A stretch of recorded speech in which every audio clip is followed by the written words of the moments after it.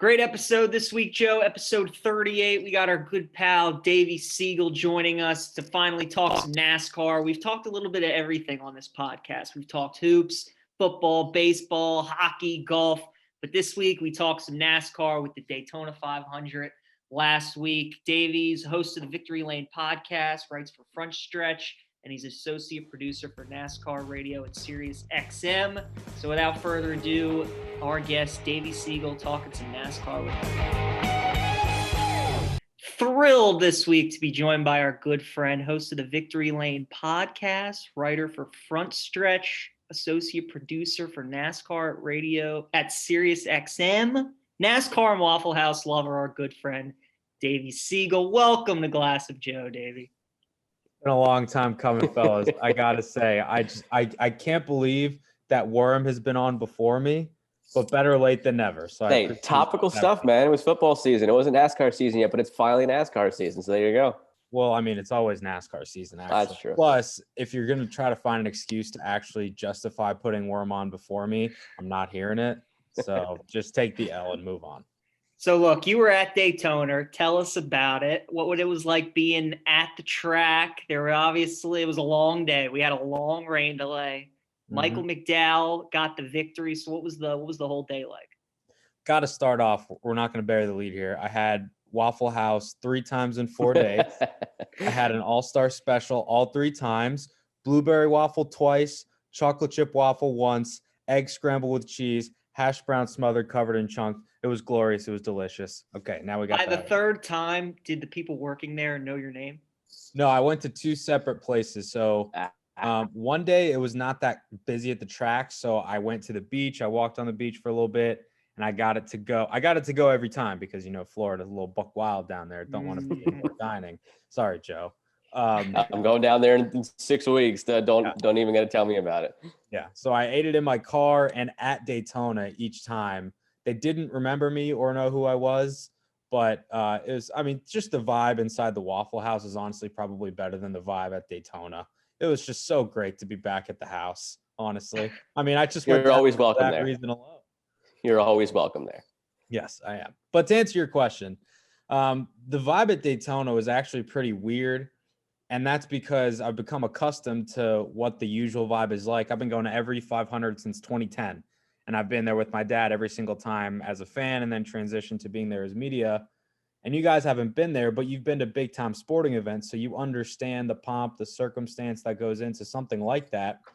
And Daytona is different because there's 100,000 people in the grandstands, not even counting all the fans in the infield that are camping out. It usually is a 2-week lead up to the actual race with qualifying races and Xfinity trucks, ARCA, all this different stuff going on.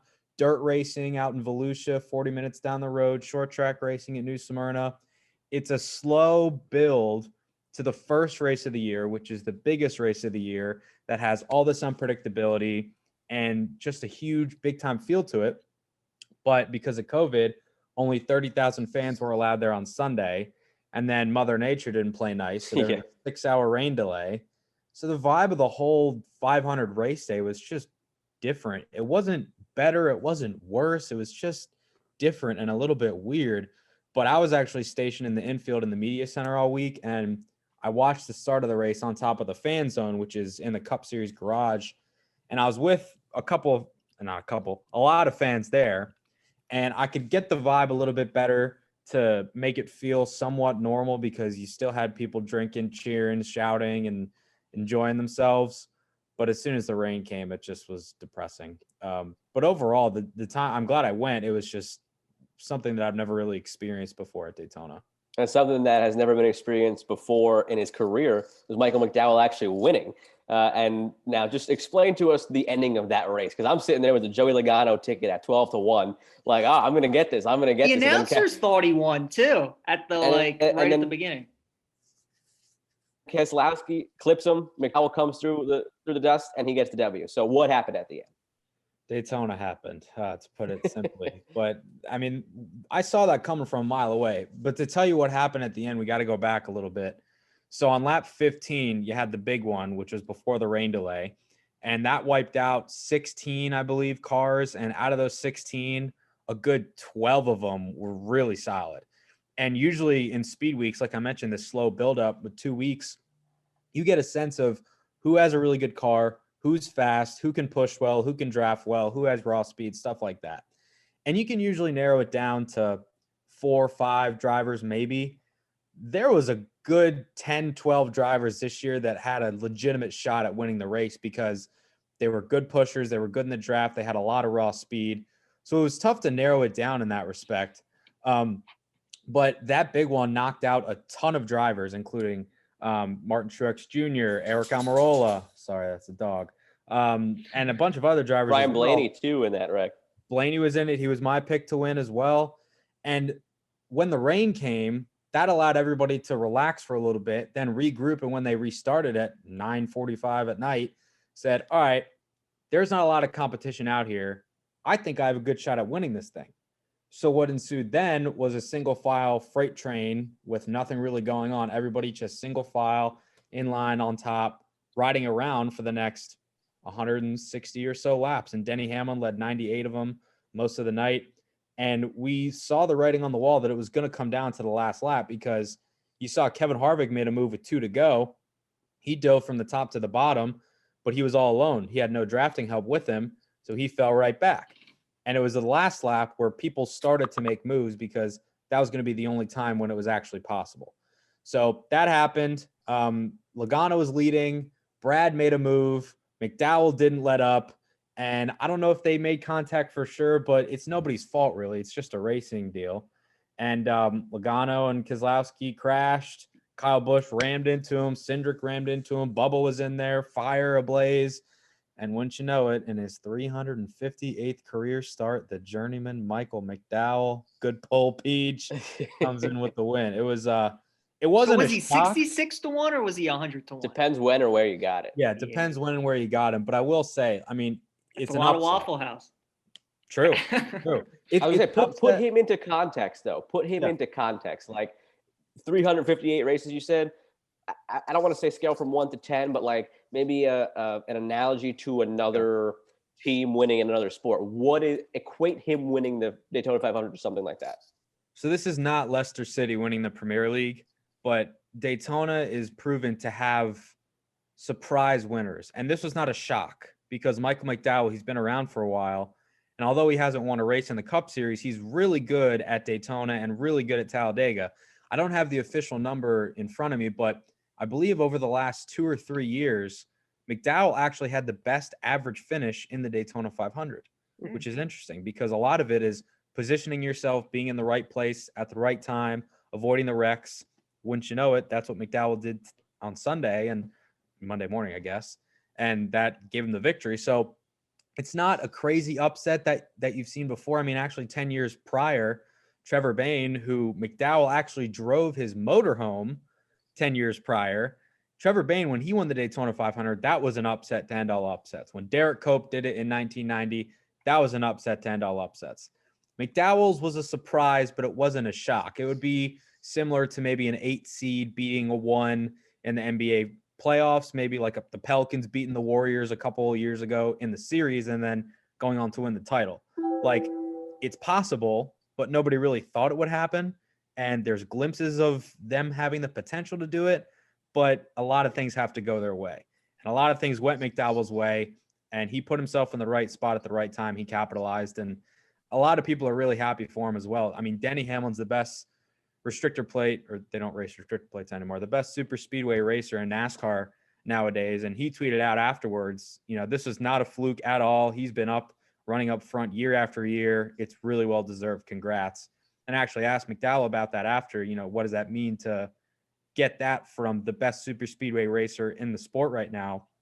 And he said it means a lot, but he also thinks that overall the drivers in the garage are genuinely happy for him and genuinely excited for him, which they are, because McDowell is regarded as like one of, if not the nicest driver in the garage. So sometimes nice guys do finish first. And now before PJ carries on to the next thing here, we said it was going to be a NASCAR for Dummies episode, and one question that I've always had, and I've since gone on to look it up and dig into it on my own, but I want to hear your explanation of it, and for any listeners we have who have never been exposed to NASCAR and might have had the same thought in their mind, what makes certain drivers actually contenders versus some who aren't. Like Bubba Wallace, for example, last year, I remember you saying he's a guy who can never really finish above 15 or 20.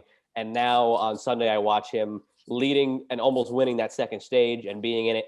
And now there's talk that he's like an under the radar contender now that he's in the Jordan car with Denny Hamlin as a co-owner. Yeah. What makes the difference as to why certain guys have a ceiling on where they can and can't finish? It's a good question, and I'll answer it in two parts. PJ's probably heard me talk about this ad nauseum, but a lot of it is equipment. So NASCAR, unfortunately, it's a pay-to-play sport most of the time, and you could be the best driver in the world, but if you're driving what some drivers call a shit box, sorry if you have to bleep that out, you're not going to do anything, right? So Bubba Wallace has been driving the 43 the past couple of years. They've been a C team, right? I mean, if they finish top 10, that is a win. And typically they'll finish 20 to 25th every single week, and that's about what they can do. Now he moves over to 2311 Racing with MJ and Denny, and that team is Toyota backed, and they have a relationship with Joe Gibbs Racing. So 2311 gets their cars from Joe Gibbs Racing. They're not fresh off the line. They're maybe a year old or a few months old, but they get the engines, the chassis, the data, all the information, some other engineers as well from JGR. So you have an immediate upgrade right there based on personnel and equipment that allows you to contend better week in and week out. But at Daytona specifically and Talladega, the super speedway races, that levels the playing field more than any other track. Now you have Texas, Atlanta, Las Vegas, Charlotte. Those are all 1.5 mile tracks and some other mile tracks in there that are somewhat predictable in the sense that you'll have the big guns running up front. Penske, Stewart-Haas, Hendrick, those type of teams winning races consistently because those tracks lend themselves to the best drivers and the best teams. But Daytona and Talladega, it's reliant on the draft, and with the draft comes a level of equalization because you see guys like Michael McDowell, who on a usual day is going to finish 25th to 30th or maybe 20 to 25th. He's running up front inside the top 5, and he's staying there because all the cars are spec'd out a little bit, and they have the same pieces, the same equipment. So JGR doesn't necessarily have a huge advantage over Front Row Motorsports, the team that McDowell drives for at Daytona or Talladega, that they would at Texas, Vegas, Phoenix, Dover, what have you. They still have a little bit of an advantage, but that's when it comes down to the driver's skill in terms of positioning themselves at the right place at the right time, making the right moves, side drafting, all those different types of things. So it's a really good question, and it's a little tough to answer, but if you like sit down for a few months and just listen to the broadcast, watch the races, you'll start to understand how much equipment really matters and how much driver skill factors into that equation as well. So essentially you got guys. Finisher, go ahead, Jeff. The one consistent finisher I know is this guy Gase. He's always at the bottom, and it's very topical because Adam Gase is the worst. So I always laugh every time I see his name at the bottom. That's fair, yeah. Don't even know his first name. Essentially, you got your guys who have like the Yankees and Dodgers of equipment, and they're towards the top. And then you have like your Pirates and your Marlins and your Orioles towards the bottom. And I mean, like, you know, the Pirates, the O's, the Rays, like their payroll is nothing of the Yankees, right? But you saw the Rays make the World Series this year, and they almost shocked the world. And that's what the super speedways give you. They give you that even playing field. Right. And that's why they're really popular. And also, I mean, you saw like casual fans like spectacular crashes, and you saw in the last lap, we had that this year. Last year had it as well, thankfully. Last year's was scary. PJ's old boy Nunu was all right. Yeah, it was really scary. But that comes with super speedway racing as well. So you have that, and it's just a level of like everything is so heightened because the drivers are literally inches away from each other going 200 miles an hour. So if one person messes up by that much, it messes up everything for everybody else. You saw in lap 15, Christopher Bell barely hit Almirola in the wrong spot. Almirola went spinning into Alex Bowman, who was a really fast car, collected 14 other drivers. Their day's done. No fault of their own. So there's a lot of unpredictability that comes with it. But as you said, PJ, it's similar to baseball and the salary cap in the sense of you can have underdogs have success. It just kind of happens few and far between. Now, my real quick NASCAR for Dummies question is why? So I was watching Talladega the last 10 laps or whatever, right? And I'm waiting or Daytona, and I'm waiting for guys to make their move. And they're just all single file next to each other. 1 lap goes by, 2 laps goes by, there's 7 laps left, 6, and nobody's making any moves until the very last lap. So why do guys wait until like the last lap or two instead of lap like 10 or 11 to make their move? So I think I touched on it earlier, but you saw Kevin Harvick, he tried to make a move with 2 to go. And you're like, all right, 2 laps to go. It's go time. Like, we're going to see it happen now. And it didn't even work because the way that the race was flowing at that point, you saw everybody was content to ride. Nobody was going to go anywhere. Nobody was going to do anything. They were just clicking off laps, trying to get to the end to make a move when it counted. I personally, I mean, if I was driving, backseat driving, I would have made a move with 4 or 5 to go, maybe 1 or 2 to go as well. And I would have gone with Harvick because you want to try to position yourself to be blocking in the lead on the last lap. But some people have the thought of, I want to be trying to make the move for the win on the last lap, and I don't want to be leading. That's what you saw. So Harvick made the move with 2 to go. He ducked down from the top to the bottom, and he had no drafting help. So he was a sit and duck. He fell back. And then on the backstretch, on the last lap with 1.5 miles to go, Keselowski tried to get by his teammate, but as happens, everything is heightened. Everything's so close. He just misjudged it a little bit. McDowell was behind him, pushing him. He wasn't going to let up. He's trying to win the Daytona 500, for God's sake. So then you had calamity that ensued. The reason why everybody waited is because if they did it earlier, it wouldn't have worked. Case in point, Kevin Harvick. And even before the big one on lap 15, you saw drivers trying to experiment whether or not their car was able to make moves on the bottom with a little bit of help, with no help, and it didn't seem to work. People were just staying up top in their lane in the draft with more momentum, more horsepower, punching a bigger hole in the air. So when one driver ducks down below, they have all this air that is just hitting their car and slowing them down, whereas the guys in the top lane, they're a freight train. They're lined up. They have a big hole in the air, and they're going faster. So the guy on the bottom with no help is going to go right by him. So, Peach, that's why they wait to the last second, because they know they might get one shot at it. And if they lose that one shot with 2 to go, they can't do it back. But if they get that one shot with 1 lap to go and they convert on it, there's more of a likelihood that people are going to go with them to try to help so that the bottom will become more dominant than the top, leaving the top, who would be Joey Logano, sit and duck. And also, in the case of what happened and there's a crash and the caution comes out and the field is frozen at the time of the caution, if you happen to be in the lead, you win the race. So that's what happened with McDowell, and that's what you saw on Sunday. Makes sense. And before Joe talks to you about the season as a whole, my last Daytona question for you.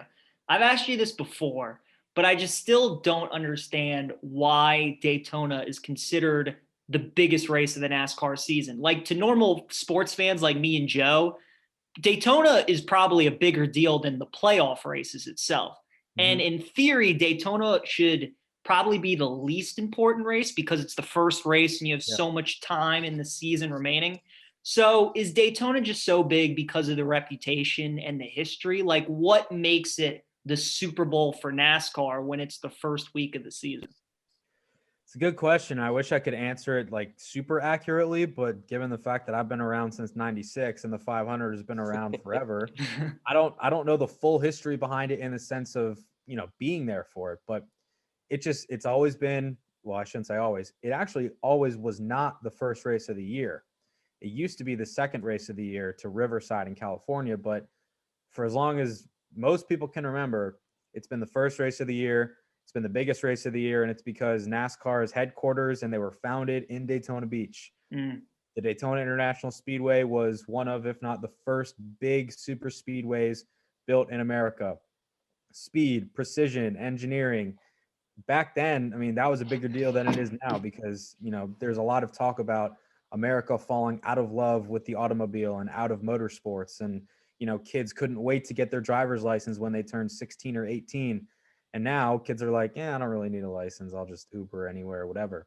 So, I mean, back in the day, you know, racing was so much bigger of a deal than it is now. It's starting to get back there. But Daytona was always the pinnacle of NASCAR stock car racing. Indianapolis has been around longer, and the Indy 500 has been around longer. I think this is going to be the 104th or 5th running of the Indy 500 in 2021, and this is the 63rd running of the 500.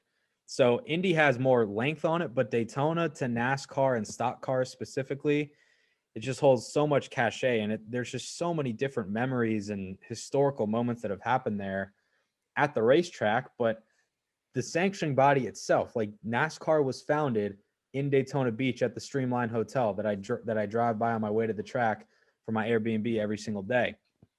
The headquarters are still there now.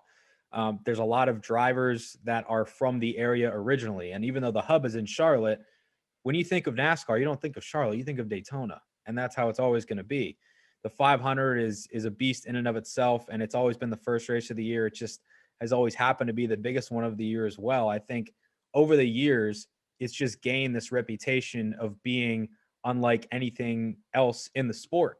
And now nothing's going to ever replace that. And some people always joke, they're like, oh, well, this is a boring 500 and there's too many crashes and somebody's going to get killed here. They're going to move the 500 to the road course at Daytona, blah, blah, blah. Never going to happen. Never going to happen. And people are saying, oh, well, you should make Daytona the last race of the year or in the middle of the year because it can mean more. That never going to happen. Always going to be the first race of the year. Always going to be on the oval. Always going to be 500 miles. Always going to be entertaining, and nothing's going to change that.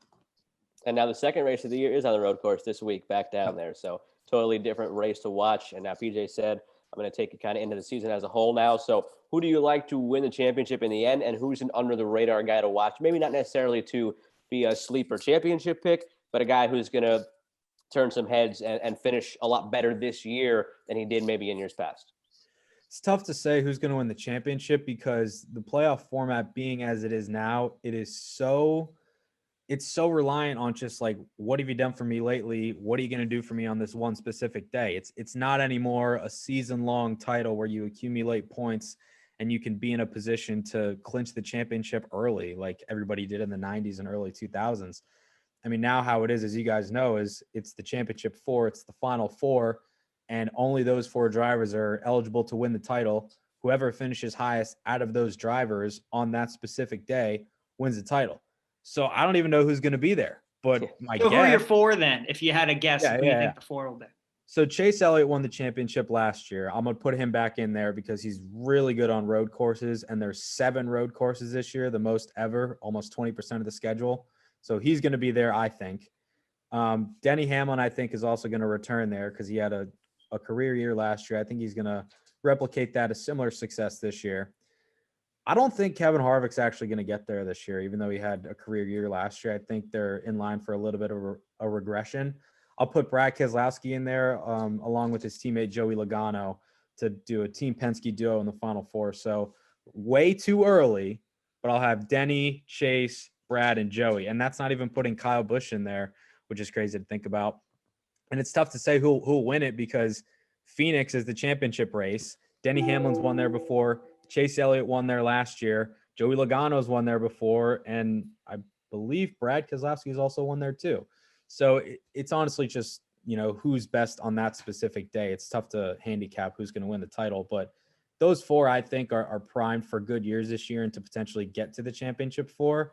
And Joe, the second part of your question was who's going to surprise this year? Under the radar guy who could turn some heads. Not necessarily make the Final Four or do well in the playoffs, but like just a guy who kind of middle of the pack who you're going to turn around and say, oh, that kid's making some moves. Like the old commercial about Austin Dillon. That kid's going to be a name. Austin Dillon, he going to be a name. Also, sorry, I'm just going to get up and let this dog out because he's being annoying. So I think somebody that could surprise some people is Christopher Bell, actually. And he's running for Joe Gibbs Racing this year. It's his first year with the big team because last year he was with the now defunct Levine Family Racing, which is rebranded into 2311. But C. Bell, he is actually one of the most highly touted prospects in NASCAR history. I think based on pure financials, Toyota has spent more money on him, developing him in the pipeline than any other prospect in NASCAR history. So I think he's primed to get a victory and make the playoffs this season. I also wouldn't sleep on his de facto Toyota teammate, Bubba Wallace, because even though there's all this hype behind 2311 and MJ and Denny and all this stuff, I mean, you saw at Daytona, like they were fast. And I think they're going to be fast in other places as well. But at the same time, I don't think they're going to win necessarily, definitely not win in droves. Bubba came out and said there's a possibility of him winning 2 races this year. And if that doesn't happen, he'll be disappointed. He kind of walked that back and was like, look, I just want to improve every week, stuff like that. Christopher Bell, I think, will win a race this year. They're racing on dirt at Bristol this year, and he's really great on dirt, so he could win that one in a few weeks. Bubba could win. I don't know if he will, but I think he's going to have the best year of his career. So I'll say those 2 Toyota drivers, Seagal and Bubba, are primed for some solid years. And now thinking about the season as a whole, what is one race where you have a betting lock? Like, when that race comes up on the schedule, you are picking this guy to win it come hell or high water. It's just his course, his type of race. You're picking him no matter what, your lock of the season at a specific race. It's tough. I'll give you a few. I'll say Christopher Bell. So do you want like to win, or can I give you like a top 5, top 10? Either or, just anything that you perceive as a Is lock. Christopher Bell sponsored by Taco Bell? Because that seems like a missed opportunity if he's not. No, and Denny Hamlin's not sponsored by Denny's either. Yeah, that's bad on their part. And Busch Beer sponsors Kevin Harvick, not Kyle or Kurt Busch. That confuses me every time I watch. Every time I watch a race, that confuses me. There's just a lot of missed opportunities. I'll say Christopher Bell is a lock to finish top 5 at the Bristol dirt race, because like I said, this is the first time the Cup Series has raced on dirt in my lifetime, I think since the 70s. And he's just unreal on dirt tracks. So I'll say that's a lock for him. Another lock is Chase Elliott to win at least 3 road courses this season. There's 7. I think he's going to win at least 4, maybe 5. He's that good on road courses. He's that good.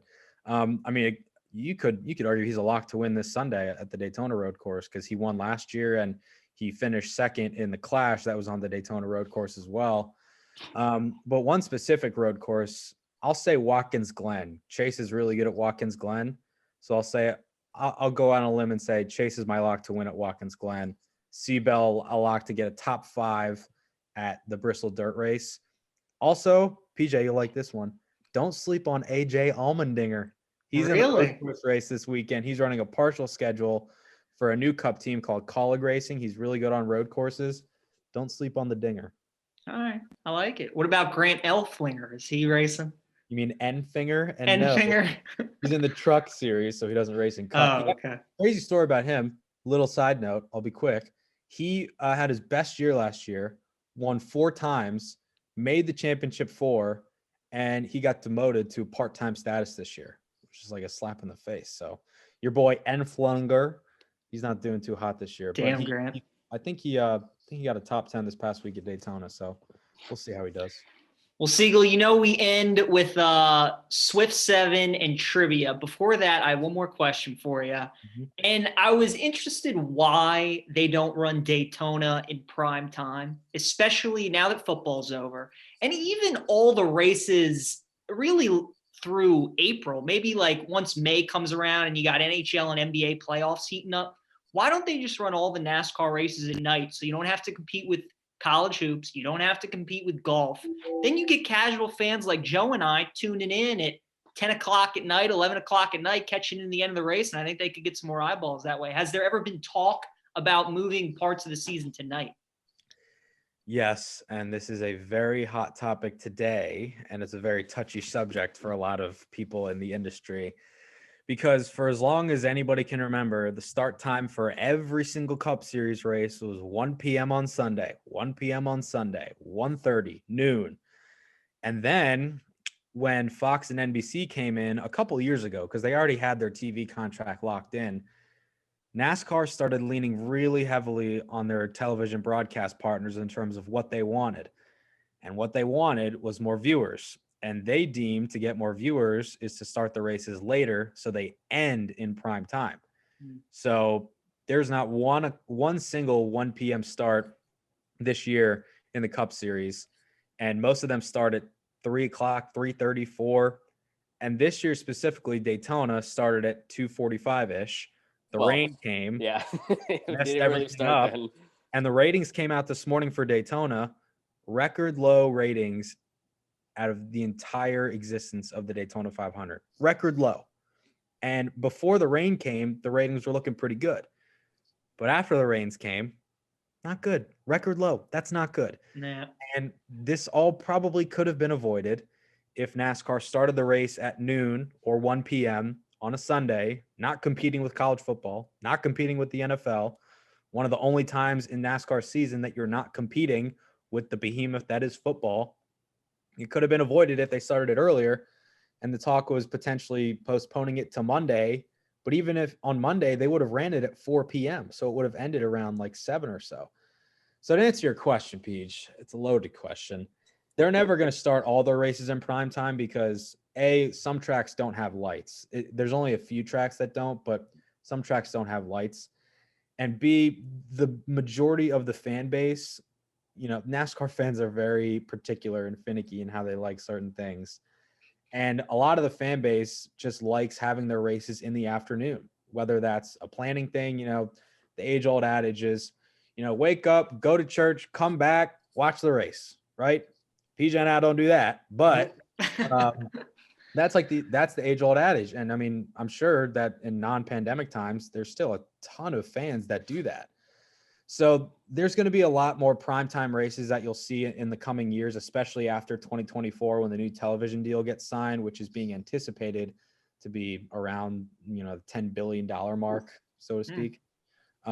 There's going to be more primetime races. There's going to be a lot of late starts, but I actually wrote a column on Frontstretch today, basically making the case to start, the TV broadcast can have whatever they want. Start the races at 3, that's fine. For the 500, started at 1. Avoid the South Florida weather that is inevitably going to hit you. And that way you don't have to deal with the poor ratings that we just saw this morning, and you get racing in and everybody's happy. So it's a loaded question, but I don't think we're going to have an answer to it anytime soon.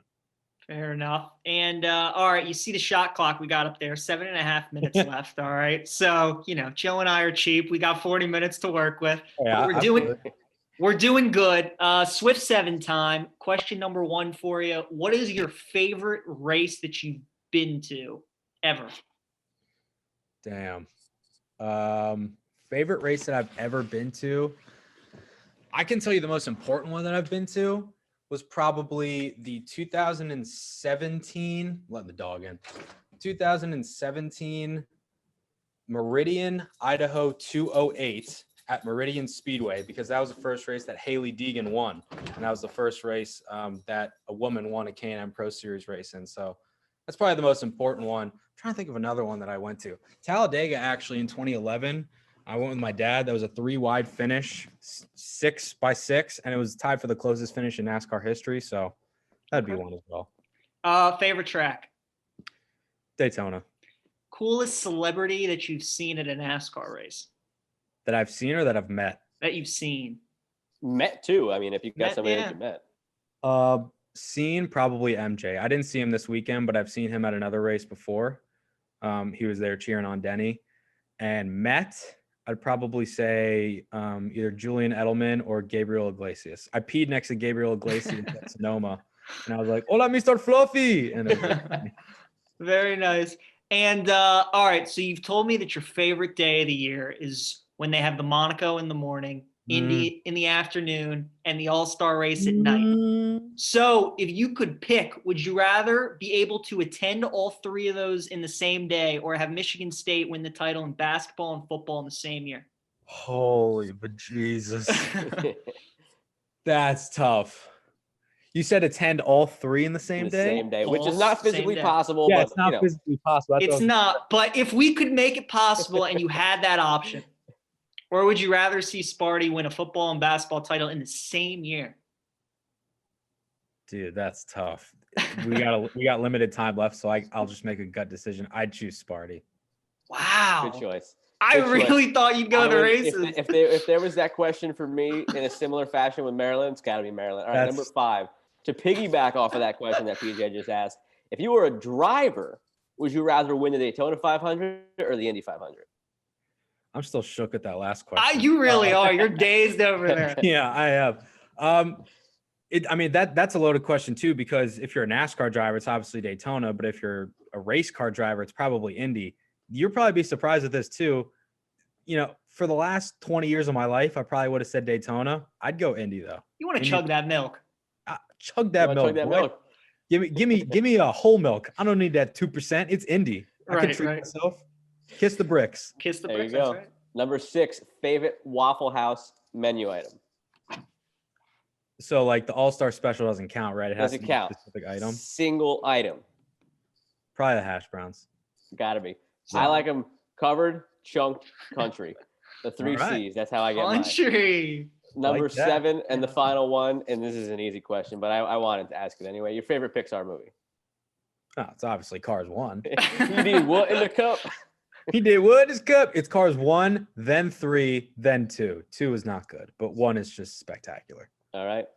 Agreed 100%. Well, on the order, not my number 1, but on the order of the Cars movies. That's the Yes. correct order. Thank you. Joe, go ahead and give the man his trivia. David, you better get this Oh, right. okay. I thought it was frozen for a second. That's on me.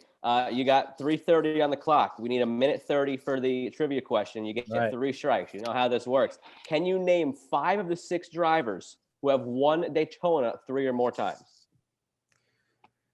Richard Petty, Correct. 7 times. 7 times. Denny Hamlin, 3 times, correct? 3 times. Dale Yarborough. 4 times, 4 correct? times. I need 2 more. 2, yes. And there are You 3 can get all left. 6. Go for all 6. Right, but you just need 2. It's not Dale Earnhardt, obviously. Jeff Gordon. Jeff Gordon, 3 times. times. Yep. One need one more. more. Oh God, I'm on a time crunch. It's not Sterling Marlin. It's not Dale Earnhardt. You got a minute left, and you got 3 strikes. So you got plenty Yeah. of time. Not And Jimmy Johnson. David Pearson. no, not the Silver Strike 1. Fox. You like that pause. So it's have won it 3 or more times, right? 3 or more Both times. of these guys left have each won it 3 times. I'm gonna be kicking myself when I don't know it. Richard Petty really won it 7 times. Yeah, he's the GOAT, bro. That's Uh, impressive. Do you guys 30 give seconds hints? left. Do you guys give hints? No, I can't give you because you're gonna get it. Oh God. I got hints for both of them too. 30 seconds left, and you got 2 Oh. strikes to work with. God. I'm like going through in my head. It's not Fireball Roberts. I don't know who that is, but no, I don't think I know it. It's not Lee Petty. Is it Lee Petty? no. No. 10 seconds left. One One more strike strike, left. Siegel. Who you got? Oh God. It's some old guy probably. I don't Give me know. one guess. You don't know. Your father's gonna be really disappointed. It's not DJ. 3 times, Dale 3 Jarrett. times. And the other one was Bobby Allison, who named his son Davey Oh God. 3 times. Bobby and Deej. That was bad. Yeah, Oh, your man. dad's not gonna be Not happy. So All right, yeah, take us I out, mean, PJ. you got through all the other guys real quick, and then Bobby and Dale. So Take close. us out, PJ. We got to deal with this disappointment from David Yeah. in some way. Well, Davey, thank you. We've obviously been looking forward to having you on to talk some NASCAR. We hope you enjoyed it. Joe and I learned a lot, definitely. And we'll have you on come playoff time, come NASCAR playoff time. Please do. I look forward to it. And Waffle House on PJ next time we're all Waffle together. House on any of us if we get those betting locks correct that you gave us. All right. I'm down True. for that. I'm using, I might put a little something on Larson this weekend at, or was it Larson? No, Elliot This weekend. Sprinkle. Beautiful. Sprinkle a little bit. Thanks, Davey. See you. Thanks, fellas. Once again, that was Davey Segal, and thanks to him for joining us. He was out at Daytona. He had a long day, Joe. Some rain PJ, delays. How much of that was a foreign language to you?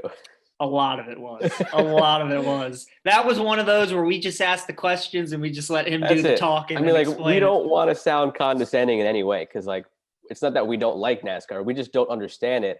And Davey loves it. And from working with him for the past 2 years, you knowing him longer, going back to what, 2nd grade or whatever Kindergarten, it is? yeah. Kindergarten, yeah. Like, he's always tried to get us to like it. So when it's on, I'll watch it. During the pandemic, I went out of my way to watch it when that was the only thing back.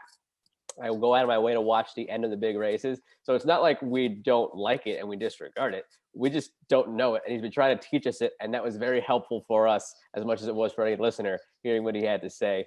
I mean, so many questions and we didn't even get to all of them. One of the other ones that I wanted to ask him, but we were running out of time, but I did ultimately ask him, and the answer that I could have probably found on Google anyway, like during the end of the 500, such a big deal was made about the Fords and the Toyotas and the Chevys all like getting together and things like that and just helping each other out. There's so many little intricacies that you don't realize, but at its core, and I was glad that you brought up that analogy, it is essentially the MLB. It is just some will pay, some will not pay. Right. And the ones who do pay will win. And the ones who don't pay maybe get lucky every now and then, like the Rays making it as far as they did. That's probably the best way you could possibly put it. And I'm glad you finally, I've never heard anybody put it that way. And it put everything with a nice ribbon on top. That's what you got to do. You just got to relate it, to something. I didn't think that you would be the one to help me out in that sense, as opposed to Davey. I was not expecting that from you. Well, when you asked the question, that's how it was starting to churn, because it was a great question. I never really thought about it. Like, why why is Jimmy Johnson the GOAT? Like, what makes him just so much better than people when he was racing? And what makes these guys like Kevin Harvick and Brad Keselowski and Joey Logano, Denny Hamlin, what makes them so good? And Davey told us it's the, who they work for, the manufacturers and all the different equipment that they have. So relating it to baseball was good. Yeah. Davey and I went to Talladega when I was at Alabama my junior year. That's the only NASCAR race I've ever been to. The first 15 laps, Joe, very exciting. The middle 80 to 85, I probably could have taken a nap if I wanted to. And then the last 15, again, very, very exciting. And I'll tell you what, though, like for the casual fans like us, the best thing NASCAR did, in my opinion, and again, in different conversations we've had with Davey, he agrees, going to the stage format. So this way, that middle 90 laps isn't just a bore. You got to see who wins the first stage, who wins the second stage, who gets all those important things added to their resume for the season. Like, definitely clever. That definitely built things up, because now instead of going 90 laps without really caring what's going on and just waiting for the end, now it's maybe 20 laps because you're ready for the end of the first stage and so on. Like whenever that race ended up starting again, the Daytona, it was like 9:45. Sure, there was like lulls in there, but then towards the end of that second stage, when it was Denny Hamlin going up against Bubba Wallace and all the other things going on with that, were like, all right, his car is co-owned by Denny Hamlin, so he's on his co-owner's heels, and like that at the end of the stage, that was exciting. And in the old format, you don't have that, because you would have just had another 50 laps of waiting for that last that big finish at the end with the big crash. And I love the stage format. I like the playoff format. They did a great job of roping in the casual fans like you, like me, that otherwise, like you said, would have just gone away for those middle 90 laps. Yes. And hey, David gave us some betting tips for the rest of the season. You know that I penciled those down. Yeah. Did you take the one this week? Who is it again? Blaney? Chase Elliott. I get Blaney, Larson, Elliott. They're just a blur. Yeah, it's all one guy. They all sound the same. They all sound the same. They all sound the same. They don't. But like they just Blaney, Elliott, Larson don't remotely. The closest thing you get in all those, Blaney, Elliott, Larson. I mean, maybe the second two letters of Blaney or the first. They have two vowels in their name. That's it. That's what. I mean, almost everybody has a vowel in their name. I know, that's the joke. That's the joke. I don't know. For whatever reason, those like 3 or 4 drivers just all blend together. What I did love, though, was that I really rattled Davey when I asked him if he would take the Michigan State titles in the same year or go to that day in racing where you get the Monaco Grand Prix, the Indy 500, and the All-Star race in Charlotte. And he took Michigan State. I was shocked. And Davey loves the Spartans. And if he saw a football and basketball title, I mean, I know he'd be absolutely just out of this world. But ever since I known him, that's his favorite day of the year. And he's always talked about if somehow they could ever invent it, that I could go to those 3 things in the same day. And he took Michigan State, and I was like, wow. So the man loves the Spartans. So that's our NASCAR talk, Joe. We'll have Davey probably on around playoff time to talk to him about how the season's going and what's what through the NASCAR season. But we got to talk some golf. It's been a while since we've gotten to some golf.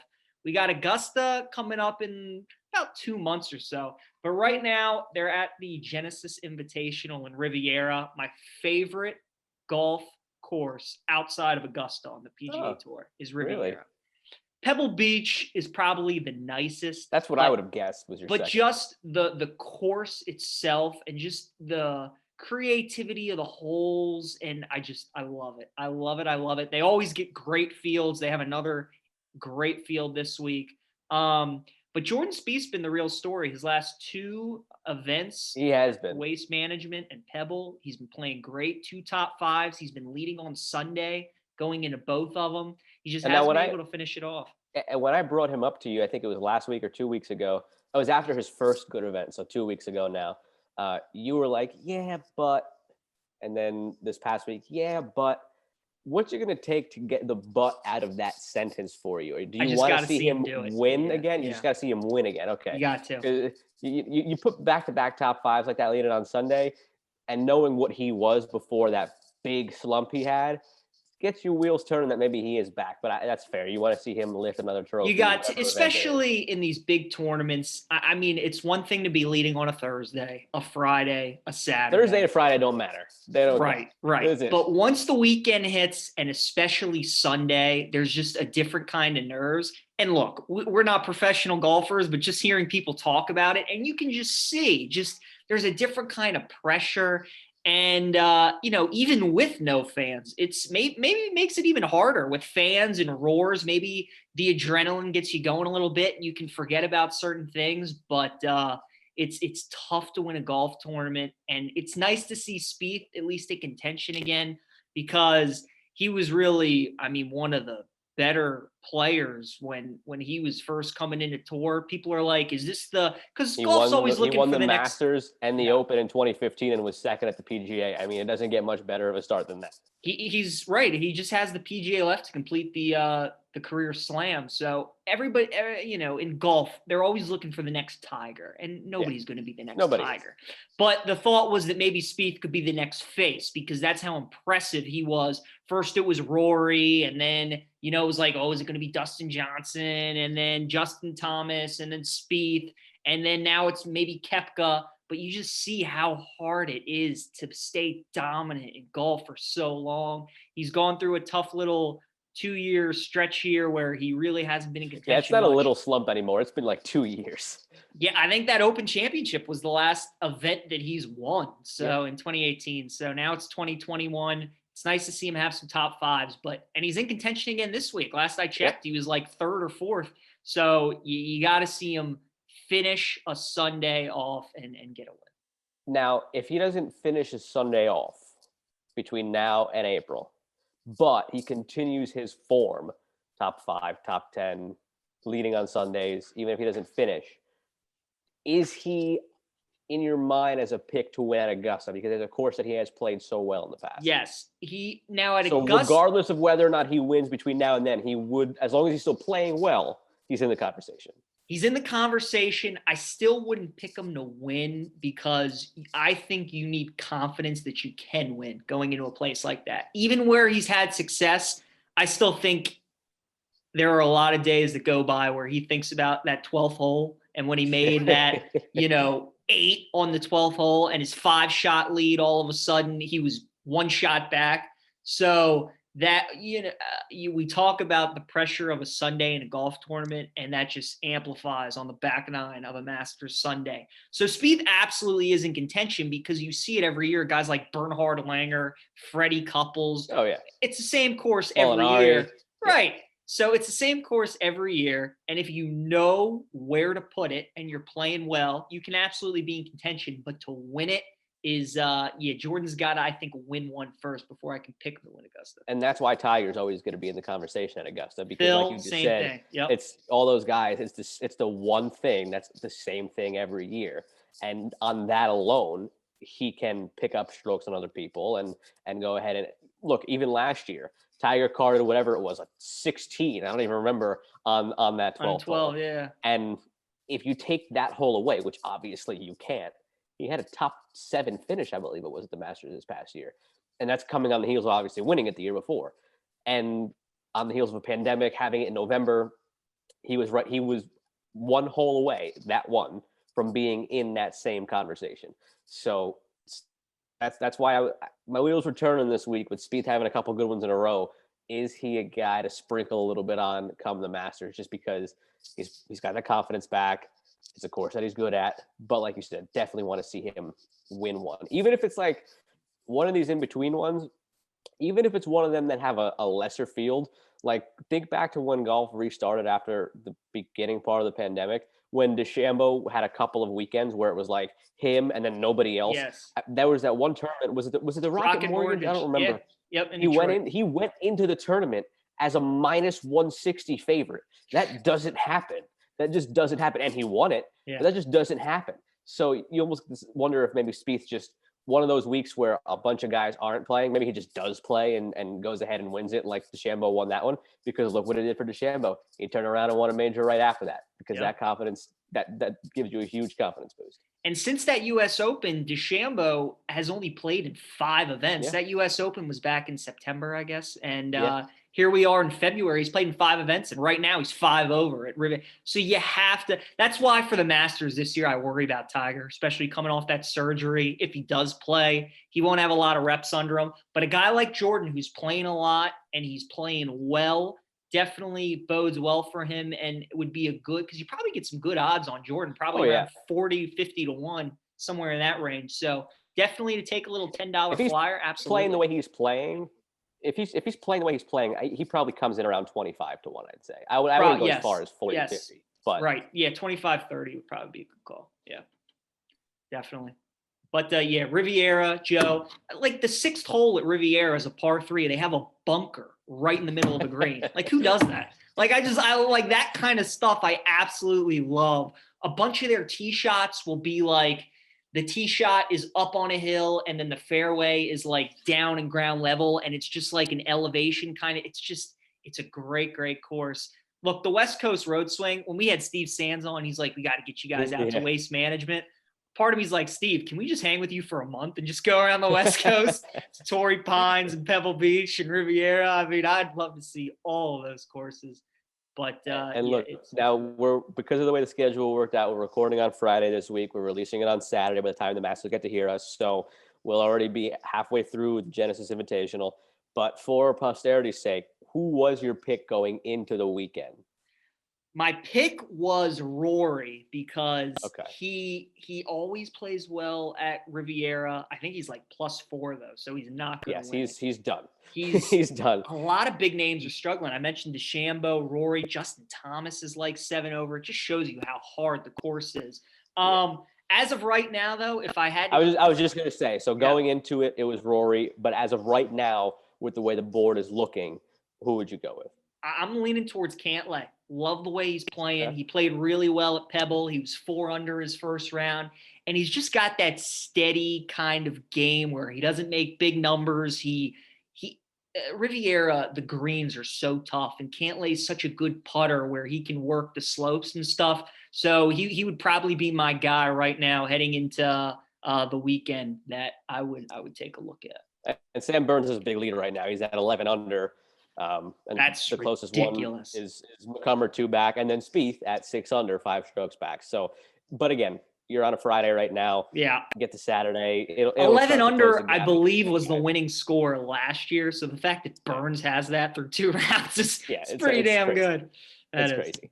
All right, Joe, NHL talk. We haven't talked some hockey in a little bit because it feels like the whole league's been on pause, really.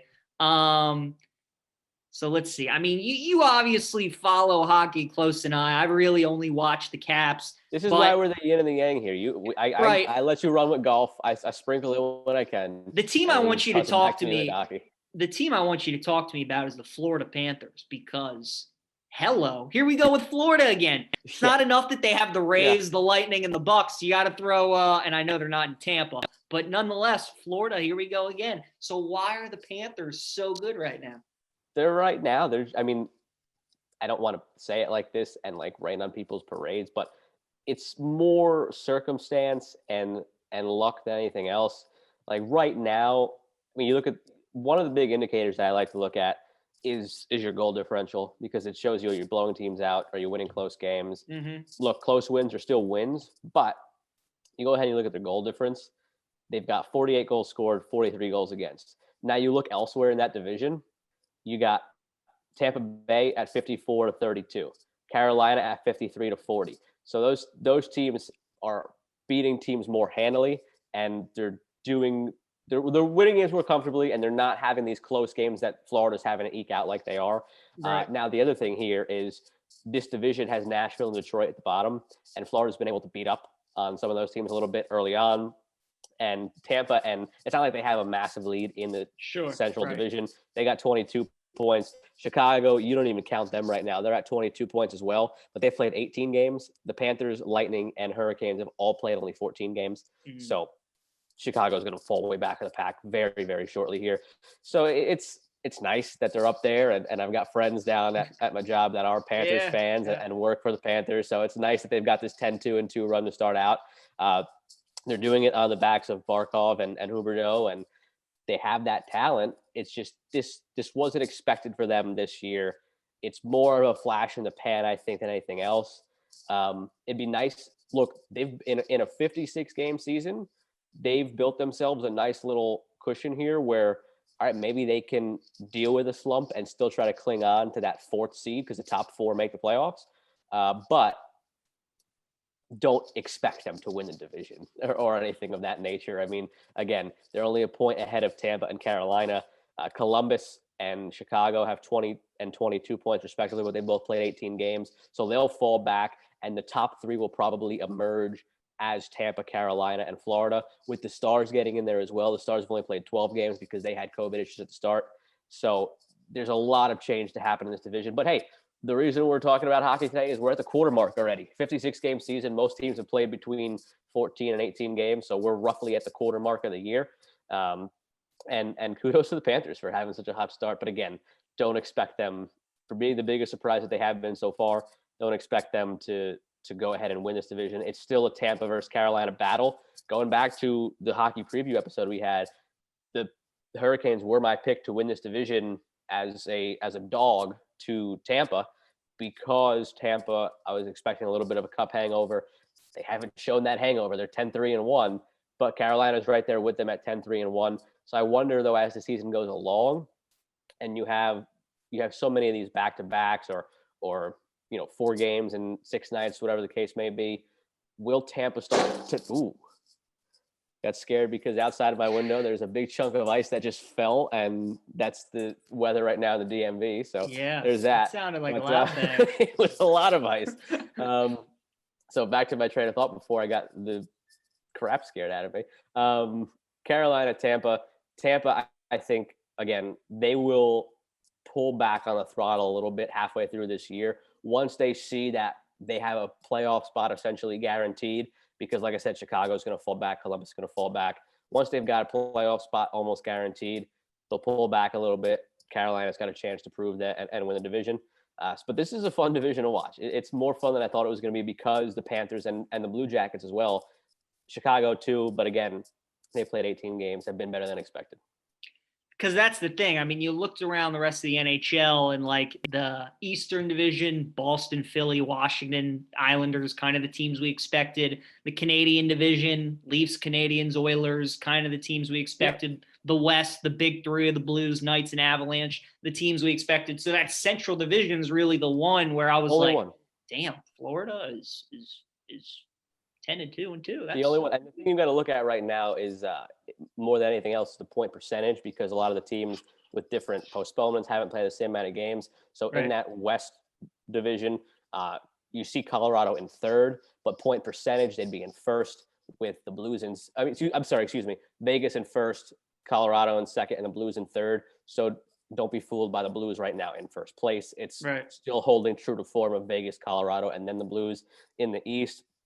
Same thing with the point percentage. It's pretty much holding true to form. Boston followed by Philly, followed by Washington on point percentage. The surprise in the East has been the Devils, though, because they, on point percentage, are right there with the Capitals, and they've only played 11 games. Again, more of a factor of who they've played so far and when they've played them, and so far avoiding the big guns of Boston, Philly, and Washington. Did beat Boston last night. They did beat Boston last night, but they will play those teams a lot more going forward. You look at the Caps, they played Philly a couple times. They played the Sabres every other day. Yeah, and they played Boston a few times. The Rangers have played a couple of those top teams already a few times. So the East is tough to handicap right now because it's just a matter of when you're playing Boston, Philly, and Washington. And that battle for the 4th spot in the East is going to be really fun because the Islanders and the Penguins obviously are the 2 teams to beat for that. The Devils have been a surprise. I think it's at the point where you could probably discount the Rangers because they just haven't put it together yet. At the beginning of the year, the offense was there, but the defense wasn't. Now the defense is there, but the offense isn't.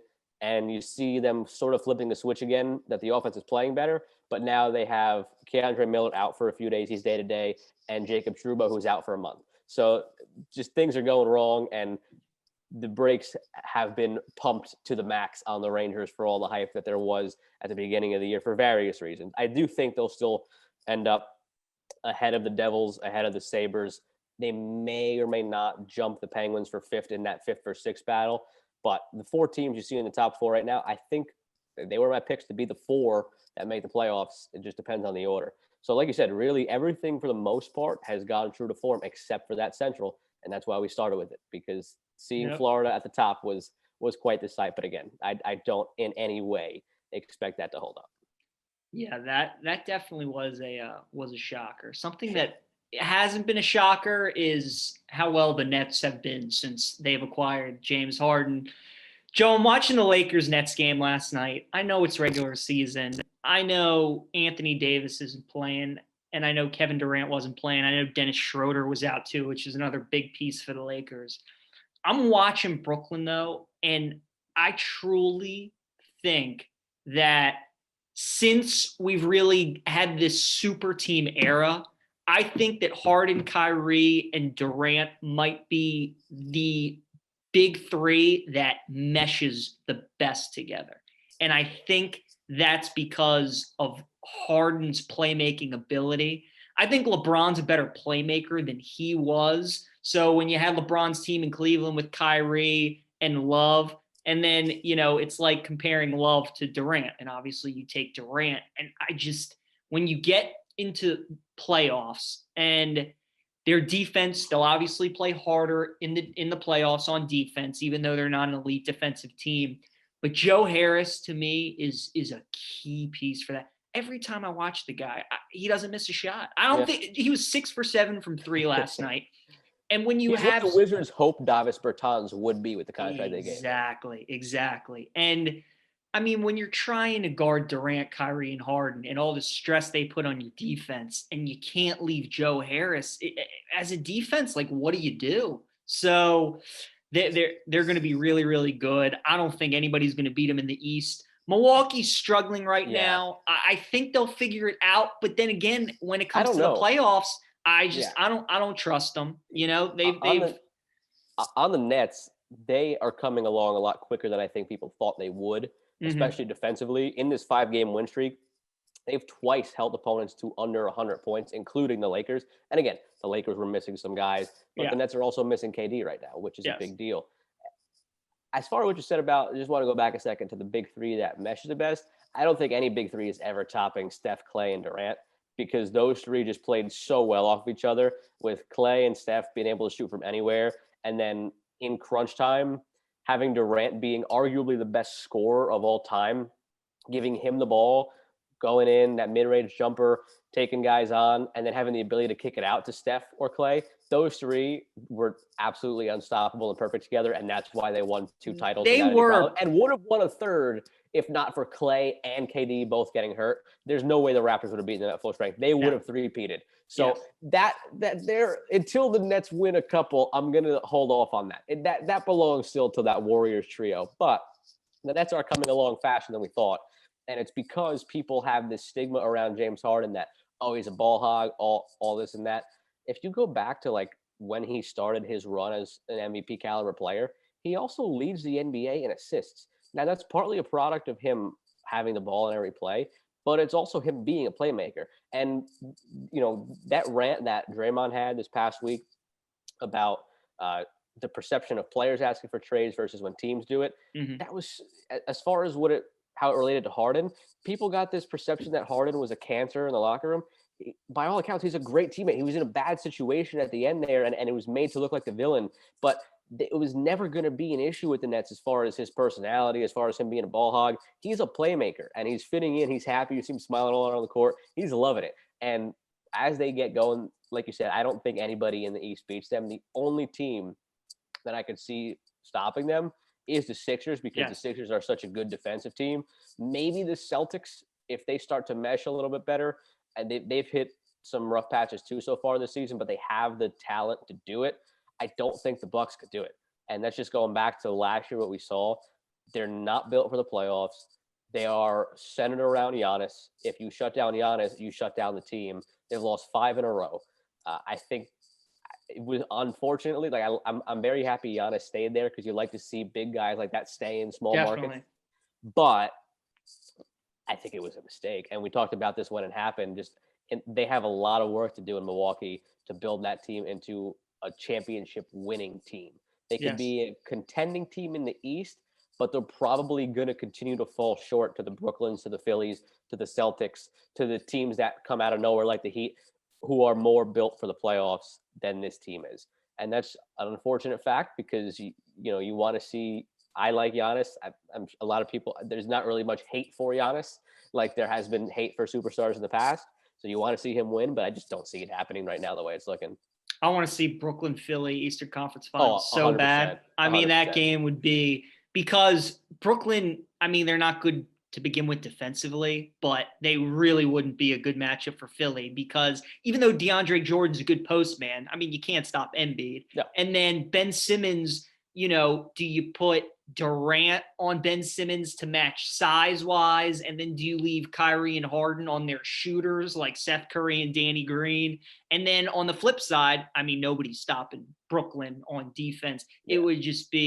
It would be really, really that Eastern Conference final matchup would be good. In the East and the West right now, there's such a disparity. In the East, there are only 4 teams above 500. You got the top 4: Philly 19-10, Brooklyn 19-12, the Bucks 16-13, the Pacers at 15-14. Then you got a 500 Boston team, and everybody else is a losing record. In the West, all 8 playoff teams have a winning record, and then the Grizzlies at 9 are 500. So there's a big disparity between the two conferences right now. And it's always been that way. It's always been that way. And you look at the teams that aren't in the playoffs for the Western Conference: Memphis, Dallas, who can score with anybody, New Orleans, like there's so many. Bad teams are Oklahoma City and Minnesota. Play-in tournament in the West is going to be phenomenal. Yes. In the East, it's going to be a pillow fight. You're going to have a losing record Hawks against maybe the Wizards, who are surprisingly only still like a game or 2 out of that play-in part. Well, the Wizards are going on their West Coast road trip, so they'll probably go 0-5. There was that bettor that knows something that apparently everybody else doesn't. He dropped $10,000 on the Wizards to win $5 million to win the NBA championship. That is not happening, my friend. I'm glad he just threw $10,000. I mean, he could have just given it to me. You didn't have to put it on that. Why did he just give it to me if he wasn't going to use it? There are a lot of people in Texas right now that could use that money. Yeah, a lot of people around the world that could use that $10,000 instead. But one last little NBA thing before we move on to college hoops: the Jazz. Out of nowhere. Joe, Utah to me is, do you remember that Atlanta team that won like 65 games from like 5 years ago? Korver, Horford, Jeff Teague. To me, that's what Utah is. I think they're a little better Hawks version. They have a great starting 5. Jordan Clarkson's probably going to win 6th Man of the Year. Quinn Snyder's been there forever. But it's the same Utah team. They haven't really added much. And even though guys are playing a lot better than they normally are, I don't see them beating the Lakers. I don't think I see them beating the Clippers even. Every other team, I think they could beat. I think they could beat Portland or Phoenix or Golden State or Denver. But it's still the Lakers and the Clippers to me. The Lakers still on top. Golden State. I wish Klay was healthy. I mean, if Klay was healthy, they'd be right there. The West would just be even that much more better. Utah's great, though. They're having a great regular – they've won 21 of their last 22 games. Like, you don't do that without being good. I mean – and they're on a 9-game win streak. And when they played Golden State, I remember the soundbite from Steve Kerr. Steve Kerr said they remind him of the Warriors right before the Warriors went on their run. So they had the pieces, and they were figuring it out. They've got their identity, and now they're starting to roll. Now, not to say that they're going to go on and win this NBA championship, because, again, like you said, I still think they're 3rd in the West. I still think they're behind the Sixers and the Nets. But just something to keep in the back of your mind, like for next year and beyond, with the pieces they have in place and what they've been able to do.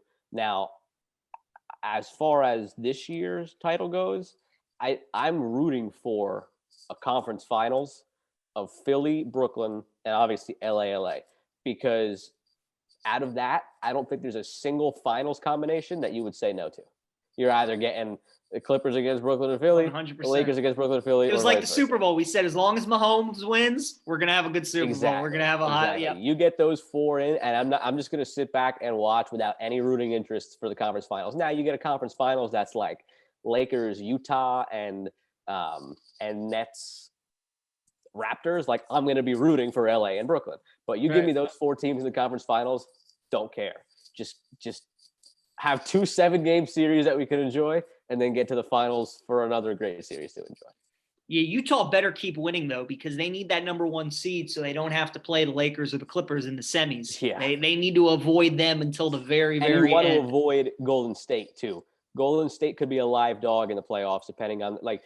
Is Clay gonna come back for playoffs? Clay's not coming back. Clay's out. not coming back. But if it's a 6-3 matchup of Clippers and Golden State, knowing what we know from last year about how the Clippers were fragile in the playoffs, it wouldn't stun me to see a hot shooting Golden State team come out of that. Yeah. Now again, I wouldn't pick it, but it wouldn't stun me. So I even think Phoenix or Portland could beat the Clippers with the way they shoot the ball. I don't think they would. But yeah, that'd be probably depending on how it shakes out. That's probably a second round matchup. I'm with you. As far as a first round matchup, you don't want to play the Warriors, I don't think, in the first round.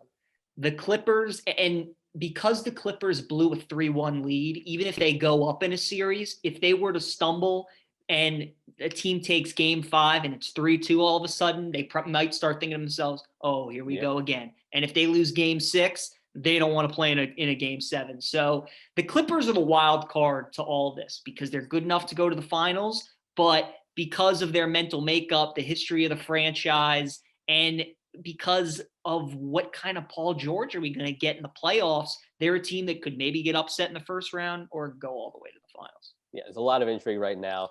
I'm curious to see how it goes with the All-Star game. I'm curious to see what it looks like when they unveil their second half of the season schedule, which they still haven't. But we're set up in a nice spot right now with the NBA as far as looking at teams who can be legit contenders and have a lot of fun down the stretch. Again, to put a bow on it, not the same really to be said about the NHL because aside from the Central, everything is going to form. We know what we're getting. Mm-hmm. But in the NBA, we got a lot of intrigue as we continue to head into the spring now. And last quick note before we get to college basketball, forgot to mention it before. I am pumped for these 2 Lake Tahoe games in the NHL. Yeah, that's going to be such an incredible what visual. A great idea. I mean, whoever thought of that, pay them triple. I mean, you're going to have basically a pond hockey game. Now, there was the one clip earlier this year. I forgot who it was, but he thought they were playing on Lake Tahoe, which would have been way cooler. But it's a rink next to Lake Tahoe, but you get the mountains in the background. They're doing the broadcast. It's going to be like drone cameras and robotic cameras, giving you all these kind of looks. I can't wait for that. That's going to be a lot of fun in the coming week. Yeah, good call. They were showing pictures yesterday, like somebody was standing in the goalie crease and like the goalie's view, and he's got the mountains. It's the mountains. It's beautiful. It's very, again, whoever thought of that idea, pay them triple of what they're currently making. Definitely. All right, Joe, college hoops. So let's see. I mean, a lot going on. So freaking happy that we're a month away from March Madness. We got a lot of stuff. Before we get to that, though, you got your Bama gear on. Obviously, you always got that poster over your shoulder. What did you do when they signed that contract for Oates?